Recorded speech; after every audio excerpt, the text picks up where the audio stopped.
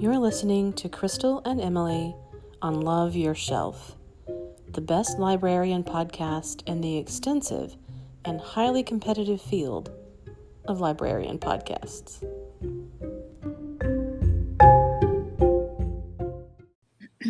This is episode 13. Lucky number 13. And it's been a little bit since we've talked, since we've recorded. Welcome back. Talked, yeah. Yeah, no, we talk constantly, but yeah. Not with the microphone, thankfully. So we have a lot to talk about. At least I have a lot to talk about. So once again, I may dominate the conversation. So please do. It's fine. It's fine. Okay. Good. I like that. So I want to start off talking about, I think a writer that I've discussed before, but she has other books that I picked up and really enjoyed. So I want to recommend those. And they are books that we have available so people can check them out. I believe they're ebooks as well. Oh, cool. And the author is Samantha Irby. And the book titles are We Are Never Meeting in Real Life and Meaty. Meaty? Yes. You never know. Yeah. I mean, yeah, there's lots of things that could be, but right. If you misheard it, but Meaty is the, yeah. Okay. So I would definitely recommend, these are books that she's a comedian of sorts, or she's a comedy writer. Oh, great. Yeah. Yes. So it's hilarious, very irreverent, and they're short little, I wouldn't even call them chapters, maybe vignettes, short stories, that kind of thing. And so you can kind of pick it up, have a little snack of a book, and then have a laugh and put it aside and come back later. So I like to have those. I kind of have them laying around so if I need some levity. Yeah. Yeah. Books like that are great for, the moments when I'm having a hard time, sitting with a book that I'm reading. Like, if I switch to something like that, it helps me get into it. That's cool. Yes. Yeah, for sure. Some things in fact, there are some books that I'm like sort of really chewing on. I don't know what's with all the food metaphors today, but we're hungry over here. Yeah, I guess so. But there's some that in fact, there's several that I've mentioned in previous episodes that I still haven't finished. And it's not that I'm not enjoying them. It's just, there's just so much there that you don't always have that amount of bandwidth to spare, It's true. So you don't want to go heavy. Yep. I mean, yeah, if that's the case, if I put pressure to, finish it in a certain amount of time, I'll never do it. So, yeah, right. You're doing the right thing. Thanks. I need the support for sure. Okay, good. And another one is also kind of harking back to somebody that, or not, I don't think I've talked about this guy. Nope, I have. But there are other books by him that I want to mention. And that's Charles Yu, Y-U. And he's got a book called Sorry, Please, Thank You. And love that's it. just a great title. Yeah. I was just about to say, I love a good title. And he's the one who wrote How to Live Safely in a Science Fictional Universe. Yes. Yeah. That sounded so cool. Yeah. And he's been involved with Lodge 49, that show that we really like. Yeah. And then also Westworld and Legion, which is another show that I was intrigued by. There's another season or two, even, I think now, out. And I'd seen the first season, but it was one of those that I liked it, but there was such a long hiatus between the first season and whatever happened, Yeah, it's kind of hard to get pumped. Exactly. When the next season comes out. I go through that with Westworld. Yeah. I actually, that's one of the things. We'll get to that, but yeah. But yeah, no, I feel like and once I do jump into it, once I start it again, I'm like, oh my God, I'm so excited. I can't believe I waited this long. But yeah, no, I hear you.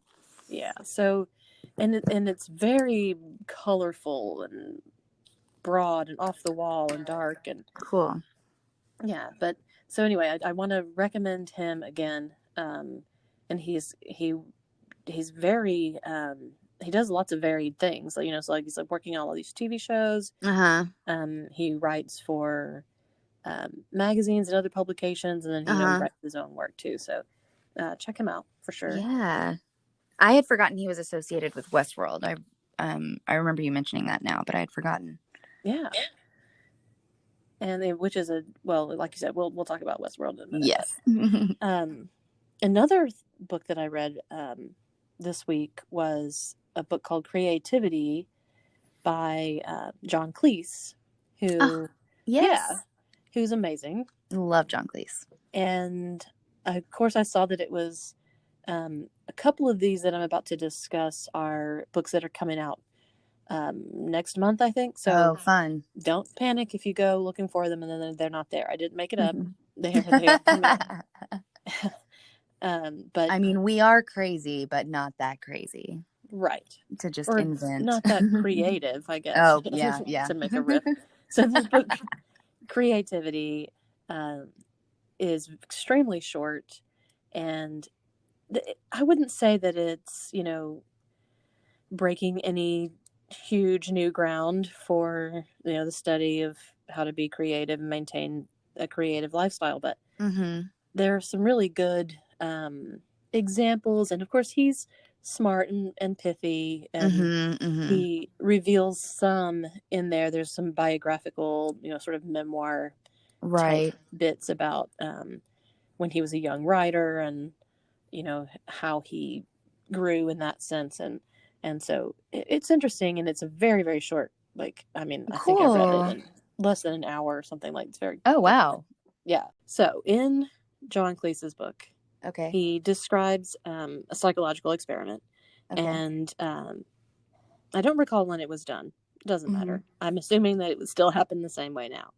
But a group of people were asked to look at, in the United States, American people were asked to look at just a variety of Chinese characters.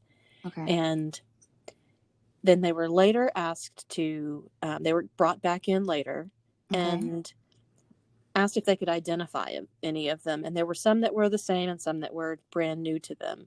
And they were asked, can you recognize any of these? And they could not. Couldn't tell the difference. They had no idea anything. They couldn't remember if they'd seen them before or whatever. So then there was a second experiment, and it was done in a similar way. Different people. The first time, different people. They were brought in. They look at characters. They're, just they don't know what they are. They're just asked to view them, basically. Just look at them. And then in the second session, the second time around, they're brought back and they're shown a variety of characters, just like the previous group was. But this time they were asked, which of these characters do you like the best? And so out of this group of characters that they had seen before and characters they'd never seen, they liked the ones they'd seen the previous week. Does that make sense? They were shown a group. So they stuck with them in some way. Yes. So something. So it was made back an impression. there. Whoa.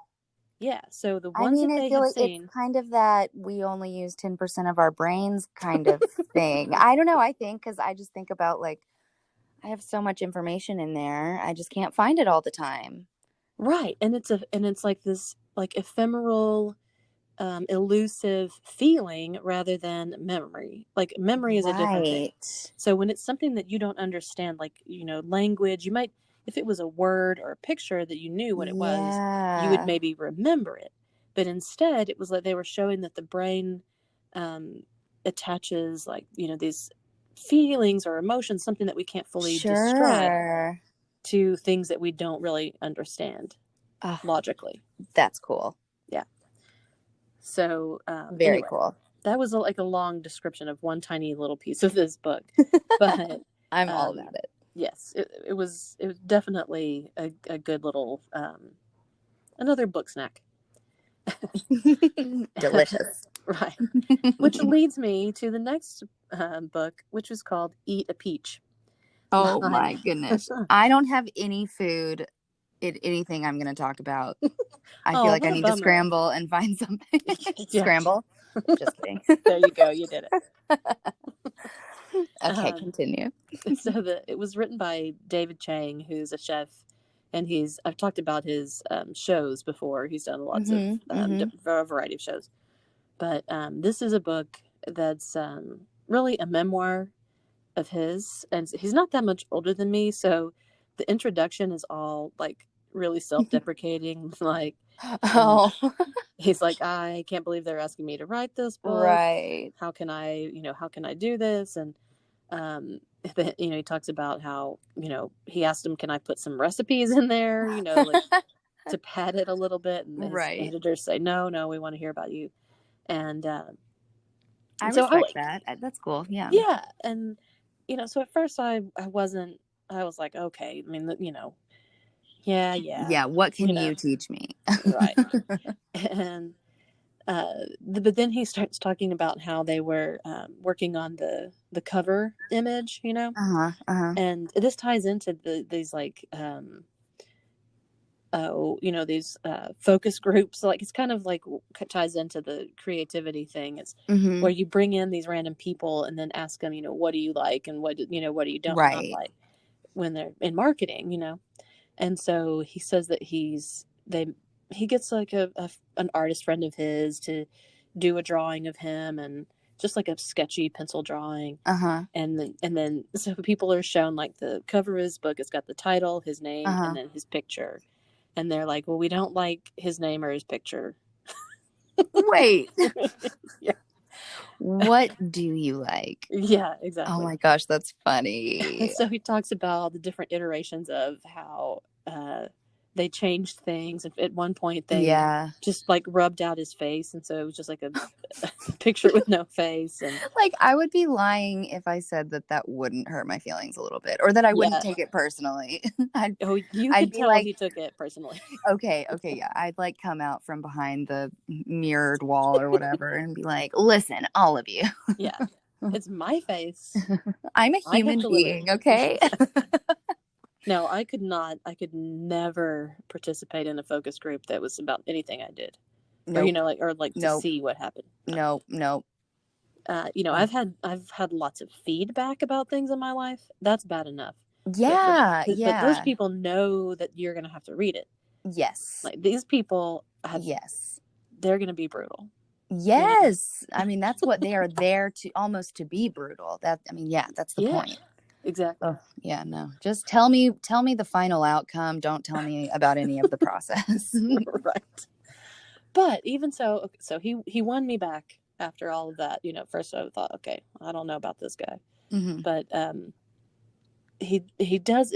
There's very much, if you're interested in the restaurant business or food industry or anything like that, you'll like it. But also he's funny. He's Korean American. So he talks about a lot of cultural differences and stuff.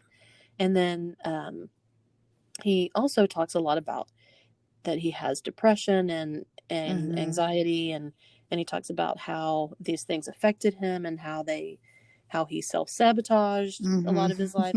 Anyway, so there was, I mean, not to put too fine a point on it, but there were a lot of things I like that I thought were, really mirrored a lot of things that I had felt, at different times in my life. Yeah. So I was really impressed. It's a really good book. It's coming out soon. Cool. Eat a Peach. Eat a peach. Makes me want a peach. And he's that also like references. He has or I don't know if it's still in publication, but he had a really cool magazine called Lucky Peach. Nice. Yeah, it was really irreverent, but about food. Anyway, it was great. Cool. Yeah. So the last book I'll mention sort of is a debut novel by somebody who's been around a long time, Charlie Kaufman. He's a screenwriter. He's directed. He wrote Eternal Sunshine of the Spotless Mind. That's right. I was like, I know it was something quirky. I couldn't think of. Yeah, and Yes. Being John Malkovich, an Mm-hmm. adaptation. And so he's written a novel called Ant Kind. And again, that's A-N-T or A-U-N-T? A-N-T. Okay. And it is just as funny and satirical and wacky as you would think. Oh, And good. yeah, it's really good. Very bizarre, but if you like that Just kind of as you would thing, expect. Sure. yeah. I mean, I still, if I'm feeling like I'm, you know, being too inward focused or Uh-huh. self-centered or Uh-huh. whatever, I'll just start saying Malkovich, Malkovich, Malkovich. Which So is something I started watching recently. I need to finish it, but I had never seen Being John Malkovich. oh So my gosh. Okay. yeah, as I was watching it, I was like, I'm sorry, why have I not seen this before? I mean, it's just It's really just it's it's so wild. off the wall. Yeah. I love it. I love it. Yeah. So I haven't finished Antkind. I'll report back next time if it lives up to its hype. Sure. But so far, it's really good. Cool. I'm looking for it. I'm gonna write that down for myself. So what are you up to? Well, I finally finished, as we all know, I'm a slow reader. I finally finished, I've been trying to go through some juvenile chapter books. Get to know, The Life of a Children's Librarian. yes, indeed. And there is so much, can I just say I'm overwhelmed, with how much I want to read right now. But again, if I try too much at one time, I won't get through any of it. But I finally finished Rat Rule 79. And of course, I did not jot down Rivka. I'm so sorry, the author. You can refer back to the last episode. Yes. Thank you. No, actually, it's a good point to mention that we have a Wakelet. Yes. So that you can go to Wakelet. And even if you've never seen it before, you can still go in there. You can search for Love Yourself, and you can see links, and it's really beautifully done. Mm-hmm. You can see all the links for all the things that we've talked about. So if you forget something. Yeah, no, I think that's such a good idea. Yeah. Okay, so go to Wakelet and look at Rat Rule 79. Yeah, I definitely recommend it. It's kind of like I think I had said before, it has kind of a Lemony Snicket feel to it, a little Alice in Wonderland feel to it. I mean, there was a point kind of as I reached the end, I was a little bit like, wait, what was the goal here? Like it became a little bit muddled, but because it's so like nonsensical and wacky, I'll allow it. So ultimately I do recommend it. It was a fun read. And I just started another juvenile called The Unadoptables. And I did not write that author down. I'm horrible. I'll try to get. I'm not next to a computer either, so I'm gonna sneakily look it up. Tappity tap tap. Thank you. Yeah. While you're doing that, I'll explain. It's set in the late 1800s. It kind of reminds me so far. It's a little bit of Miss Peregrine's Home for Peculiar Children. It's sort of a tamer version of that. It's set in an orphanage, and the rules for baby abandonment have been broken. And, this woman who runs the orphanage has all these rules for how babies are supposed to be left at her orphanage, but these rules have been broken. And in the span of about 5 days, she finds a baby left in a toolbox. One is left in a coal bucket. One is left in a picnic basket, a wheat sack, and then a coffin-shaped basket. And each child has, an absurd name. There's one named Egg. So they each have, silly names and interesting abilities. So I've just gotten started, but I'm enjoying it so far.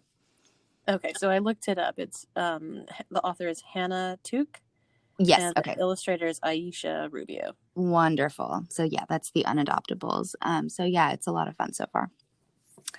Um, my list is pretty short, so I'll move on to what I've been watching. Yeah. I've told Crystal, so pretend you've never heard this before. I can feign surprise. I've been yes. I've been venturing into the world of horror a little bit. I always thought I think I always had an idea that horror equals like gore. Mm-hmm. And I'm learning that horror can have like a really wonderful storyline and great character development and be made really beautifully. And so I've been watching, or I just finished Haunting of Hill House on Netflix. It is scarier than I usually watch, but it was really worth it. I thought it was so good. I heard that they're making a second season with a whole new haunted house and story, and I that I hadn't think heard it's that. That's exciting. it's called it's something like Haunting of Bly Manor or something like that. So I think that's going to be, I'm guessing October, Halloween. So here I am going down this spooky path over here, and I'm really loving it. So yeah, loved that. I also I started watching or I finished excuse me started watching The Umbrella Academy season 2. Yeah, I finished that. Actually. Yeah, I really liked this season. Yeah. I like the first season I enjoyed, but I felt like it was I don't know. I don't know, for lack of a better word, maybe trying too hard I or fully agree. Yeah. okay, yeah. And I feel like they sort of settled on what they were going for in this season. Mm-hmm. I've really liked it. So I'm looking forward to, and I think they ended it on a really good note, exciting note. I'm Mm-hmm. yeah, looking forward to see what season 3 will be like. And that's Netflix as well. Both of those are Netflix. Another Netflix, Fear City is a 3-part documentary series about the 5 what am I trying to say? 5 mafia families in New York City who were taken down in I believe it was the 1980s. This was a couple of weeks ago since I watched this, so forgive me. But it was really interesting. I had heard of maybe one of the families before. Crime families, that was the term I was trying to come up Yes. with. Yeah. Yes, crime families. Anyway, I had only heard of maybe one of them before, so it was really interesting. And they still managed, as a documentary, but they still sort of managed to keep you on the edge of your seat. There were points when they would talk about how the FBI would like sneak in and try to bug one of their houses or something, and you're freaking out, afraid they're gonna get caught or whatever. Yeah, so I really recommend that as well. And now we can both sort of talk about Westworld. Yeah. I guess we should both. We don't have to both talk about Westworld. No, I want to know what you thought about it. I Well, will. I haven't. So I haven't. I had finally finished. I finally finished season 2. It was one of those that I had a hard time. Kind of, we were talking about, had a hard time jumping back on board. Mm-hmm. And so I finished season 2, and now I'm on season 3, and I'm enjoying it. I do feel like I get ultimately what their goal is, I guess, but I don't know. I've been having a hard time kind of following the details of the science, and I don't know. There's just a lot that I'm having trouble. Yeah, I think that's a good way to put it. So I'll come back. I'll definitely come back to it. I will. But tell me your thoughts. Have you started season 3 at all, or Yeah, I'm like maybe 3 or 4 episodes in. Okay. Well, I mean, obviously, I'm not gonna try to spoil anything for anybody, but I think that no, there's still trippy stuff, obviously, because we're talking about artificial intelligence and all of these things. But I felt like season 3 was maybe a bit more straightforward, maybe some more like action sequences. Yeah, okay. I I think, think that's what's different. And yeah. I don't know if I really love all of the I like that the season 1 and 2 took place like in the parks. I like, Mm-hmm. and then how season 2 sort of explores other parks. And I Yeah. don't know if season 3 like ends up doing more of that, but to be honest, I've been kind of missing all of the action in the parks. Yeah. Yeah. And I thought I was kind of excited to see, because they sort of mention that, yeah, like you said, that there's other places, or other worlds or whatever. Mm-hmm, mm-hmm. And I was wanting to see those, but so far they're keeping those in their back pocket, I guess. Okay. Because, yeah, I really liked the sort of, I don't know, peeks that you get into the other Mm-hmm. worlds in season 2. I wanted more of that. And even like in Westworld, the movie, there's, Roman world and there's, what was the other one? Oh, I can't remember off I the top can't of my remember. head. Yeah. But anyway, I was kind of like, can we see those on the show? Yeah.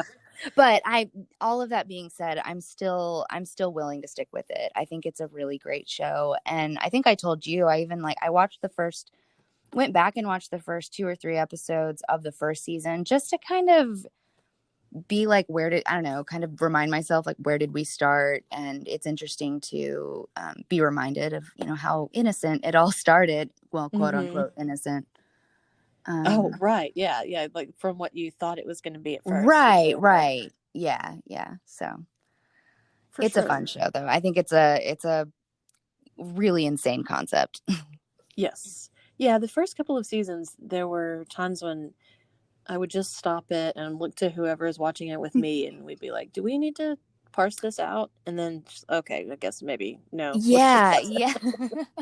I mean, the violence in season 2 was Yeah, oh my gosh. yeah.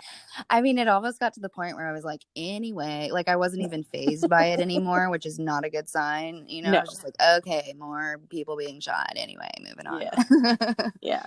There's a lot of that well, in a lot of shows on HBO, especially, but Yeah, just in yeah. general, there's you have to kind of, and that's kind of also something that we should mention is, yeah, still, even though we're recommending something, please, you know determine if it's something that you think you would like, because Right. I know you do too, I have really broad tastes. Like, I like really Yes. silly funny stuff, I like really Mm-hmm. scary stuff, I like, so because I like one thing and you like one thing doesn't mean we'll both like all the same thing. So, Yes, or anybody listening is gonna right. like exactly what I like. Yes, exactly. Not that I Thank you think for people are that. like, well, I mean, I don't want people to be like, hey, she thinks whatever she says we're gonna go watch. No. No, I think that solid disclaimer. Right. Absolutely. I don't want somebody to be like, well, she liked um Better Call Saul, and this is not that, or Yeah. whatever. Wow, Crystal. Yeah. Um, yeah. So I've been watching a couple of other things that are on HBO actually. Oh, tell Um, me, because there are HBO shows I know I'd like to explore, and I kind of don't know where to start. So I'm yeah. all ears. Well, one is The Outsider. Yep, And I that's on my list. I wasn't convinced that I wanted to watch it, so I was a late comer to that one. Mm-hmm. But Mm-hmm. then I pretty much just watched it all, in a Yep. binge session, and it gave me a couple. There were some spine tinglers in Yeah. that, and one of the nice things about, I mean, I don't know if this is nice, but it's one of the intriguing things about it is that they don't show the monsters. I agree with you. Like, where for a while, like in the 90s and 2000s, everything that was scary was gory. Yes, and that was, I grew up, Mm-hmm. during that era, and so that was kind of the impression. Yeah, again, that was the impression that I had. I was just like, no, I will not watch a scary movie. I just will not. Right. And this, even, for I mean, I'm not saying that it's mild or anything, but it Mm-hmm. doesn't show the scary stuff. You know, Yeah. it relies on your imagination to fill in what's supposed to be scary to you. That's And cool. See, that's that's the cool. best. Yeah, that's the best kind of, actually, like, that's what really gets to me, is like when they don't say what, they don't show what the thing looks like or Yes. whatever, you know. Your imagination goes wild. Yeah. And I can imagine some crazy stuff. So Exactly. That's what I was going to say too. yeah. But it's really good. It's directed by the star, or the initial star of it, Jason Bateman. Mm-hmm. And but there are some excellent actors. One of the main characters, the detective, or a detective, is was the actor in Bloodlines, which was a really good show that kind of, the last season kind of stank, but Oh, the first couple of seasons were just brilliant. So I would recommend those. But this actor is really good. I'd never seen him in anything before that show, but apparently he's hit a stride. So nice. he's really good. And then everybody, and that's typical for HBO shows. Usually they find, the Yeah. best talent. Yeah, absolutely. And that was The Outsider I watched a couple of weeks ago, but I've been watching this week, Perry Mason, which Yes. I wasn't really following the hype about it, and I thought, my impression of Perry Mason is reruns of Raymond Burr, So you were I like, yeah, big deal. wow, exciting. HBO was doing this, Um, but Matthew Rhys, I Mm-hmm. think is how you pronounce his name. He's been on a couple of other shows. I think The Americans was the most That's recent the one. only, I think that's the only thing that I recognized him from, but yeah. Yeah, and so he plays Perry Mason, and it is a real gritty. It's a real gritty. We'll just put it that Yeah. way. I mean, because Very noir. I watched the first episode, and again, I want to come back to the show, but yeah, you and I both were saying that literally the first scene in the entire show is Yeah. pretty I don't know, horrific. Is that no, Mm-hmm. that's not too strong a word. No, it's horrific for But sure. that wasn't the whole episode, you know? I mean, but I was just like, wow, real strong beginning. And not even strong in like a positive way, just strong, Forceful. Yeah. forceful. Aggressive. Yes, Yeah. forceful. Yes. So yeah, I watched the whole series, and it's set up. I mean, it harks back to the, like the television episodes, not that, Hmm. but they sort of expand it and drill into all the details, and the investigation, and so it's like they took an old hour-long television show, made it 8 hours, but Right. not in a bad way. That doesn't Right, sound right, like right. fun, but and then then at the end it's like setting up the next case, sort of. Hmm. um Cool. yeah, so and the cast in this one too, is impeccable. Yeah. um and also it has a great soundtrack. Anyway, so it was very, very good. Cool. Yeah, I'm gonna go back to that one for sure. But that one, sort of, there's there's a movie on HBO, Hmm. which is Motherless Brooklyn, which Yeah. they kind of pair up because they're both noir types. Hmm. Perry Mason is set in the 30s. Hmm. Motherless Brooklyn is set in the 50s, and it was written by Edward Norton, and Oh, it's I didn't. based. Okay, I didn't realize that. Yeah, and he's the main lead, and also amazing cast in that movie. Yeah, if you're Um, gonna work alongside Edward Norton, you've got to be top notch. yeah, for sure. And the book, or the movie, is based on a book by Jonathan Lethem, who's one of my favorite authors. And so I was a little disappointed. Hmm. I think I mentioned, because the original book is about a character named Lionel Ezrog, who has Tourette's, and it loves Prince. And it's just like one of the most like quirky, lovable, frustrating characters, that you could think of. Right. And that's the character Ed Norton plays. But they, instead of having him love Prince, they said it in the 50s. So it kind of took away, not just that, but there was a whole other layer that they stripped away from it that I thought, wow, it was such a, I don't know. They just had a different vision of it. I wonder why. I wonder what, I don't know. It makes me want to, I don't know, read up on, I don't know, what went behind that, what was behind that thought process. Yeah, I'm curious too. I'm going to go figure it out for one thing, but no. Tell me next week. But yeah, exactly. But Ed Norton, I mean, he's got to be nominated for something. If he wasn't, I can't imagine. Oh, wow. Yeah. Because,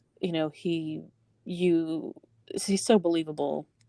And, but I mean, I can't imagine trying to realistically sound like I have Tourette's. Like, can you imagine? No, that would be a horrible nightmare for everyone involved. Absolutely. No. Yeah, I mean, yeah, that in itself is pretty impressive. As a movie, I mean, it's atmospheric. It's got a great soundtrack, except sometimes the jazz stuff is a little heavy-handed. But there's a couple of songs by Tom York of Radiohead and Flea from Red Hot Chili Peppers. Yeah, that are obviously incongruous in that setting, but fit the scene perfectly, and they're great songs. So, well, I wonder, maybe I have not read the book, so maybe I should watch it and see. I don't know. I'm just kind of curious. Yeah, like how the movie, how the movie stands on its own. For sure. Anyway, well, I'll have to give it a shot. Yes, please do. Oh, and that reminds me too. Umbrella Academy also has a great soundtrack. Yeah. In season 2, they have covers of Adele and Billie Eilish. Yes. And they're really, really good. And I don't remember. I feel like I remember.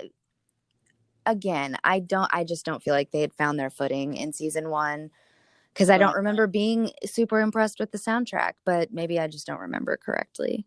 No, I just thought it was a little bit garish and childish. Yeah. And season 2 is much more mature and thoughtful. Yes, I completely agree. It was a lot of fun. I mean, it's still a comic book movie. Yeah, and I'm here for that. Absolutely. Yeah. I support it. But I don't know, it was a little bit, it was tighter. They had it together.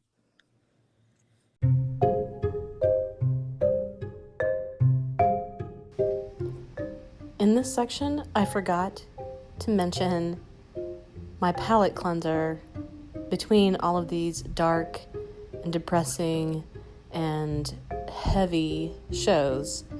It's the show Difficult People. It's definitely an acquired taste, but check it out if you need a laugh and you have a bit of a twisted sense of humor. Well, we're running a little bit long, but it has been a while since we've had an episode. So there's only a couple of other things. Do you have any other things you want to mention before I'm pretty much caught up. That's pretty much what I've been up to. Okay. Well, I have been thinking about classics, because I've been, recommending stuff to people so much, especially viewing lately. Including my nephew, who's 18. And so we sat down and watched the X-Files. I finally got him to watch some of X-Files. And so I don't know if he was just doing it to placate me. Humoring you, yeah. Yeah. But we decided, I'm going to watch one of the best episodes ever. See if that hooks you, and then we're going to start from the beginning. Yeah, that's a good tactic.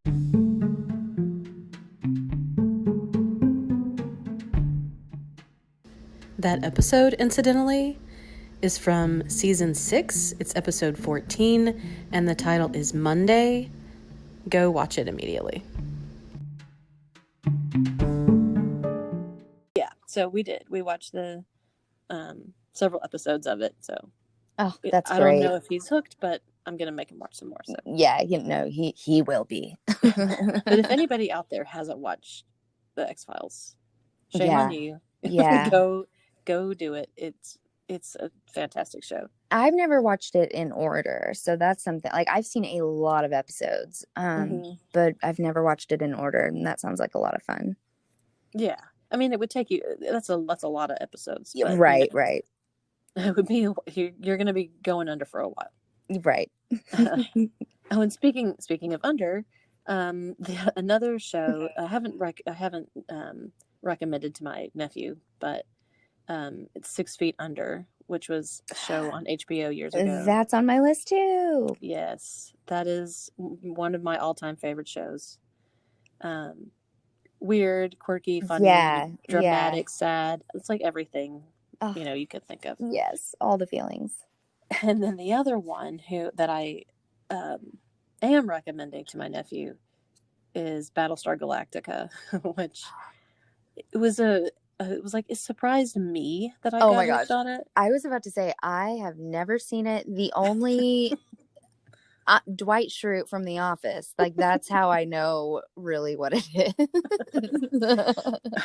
Well, it was funny because it was on, like, the original was on television when I was a kid, or my parents were into it or whatever.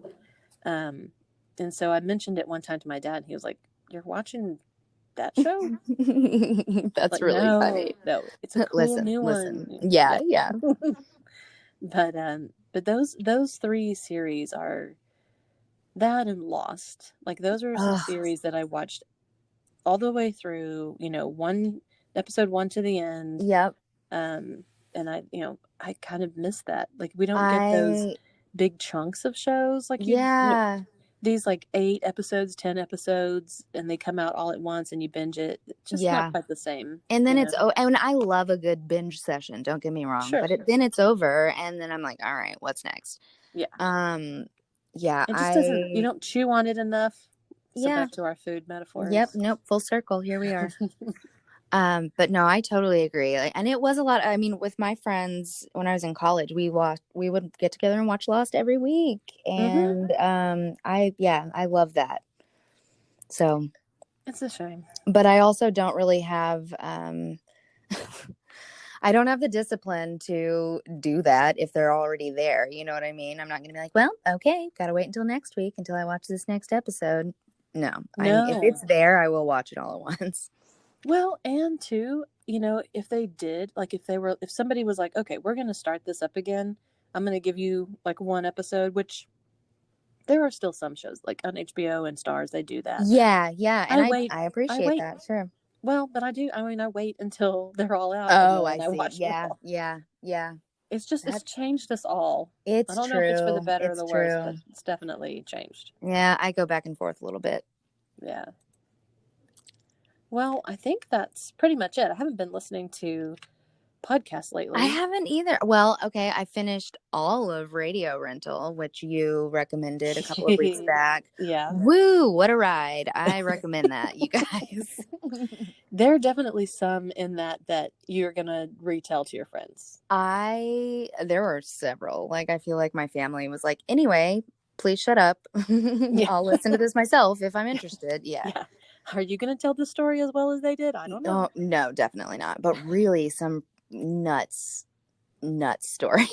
And I say nuts because that is truly the best word to describe it. Yes. Maybe not believable, maybe believable. Like, it brings up like a lot of things about, how do we remember things? How do we embellish things? Yeah. What's the importance of that? Does it matter if it's a good story? I mean, that's what I was going to say is, it makes you think. And at the end of the day, if it's a great story, I don't mind if it's true or not, I've had this conversation. In fact, what a good segue for the end of this episode is that I've had this conversation a number of times about, if it's a good story, who cares if you fudge some details or whatever. Right. I remember I was in a creative nonfiction writing class in graduate school, and there's Annie Dillard is a brilliant essayist, Pilgrim at Tinker Creek. Mm-hmm. And there's a scene in, I think it's in that book, where she describes a cat leaving bloody paw prints behind. And she's asked about it at some conference years later. And she says, no, I made that up. Oh my gosh. And she writes nonfiction, right? So everybody lost their minds. Like gasp. Yeah. Yes. How can you do that? And so it brought up, especially amongst writers, it brings up a lot of, questions of people on both sides who are totally up in arms. But anyway, so these kinds of things and Radio Rental and some other podcasts and stuff that I've listened to made me decide that I want to do another podcast. Oh, yes. And I'm here for it. Yeah.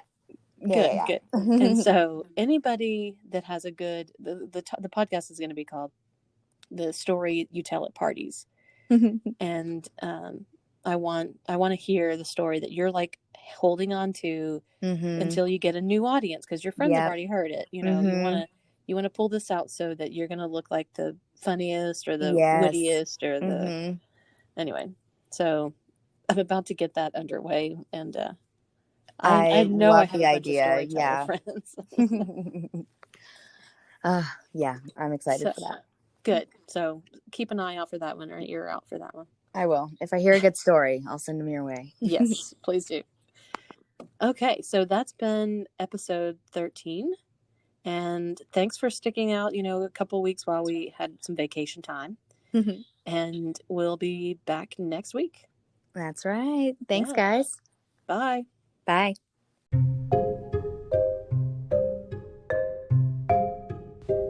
Afraid you missed one of our scintillating selections?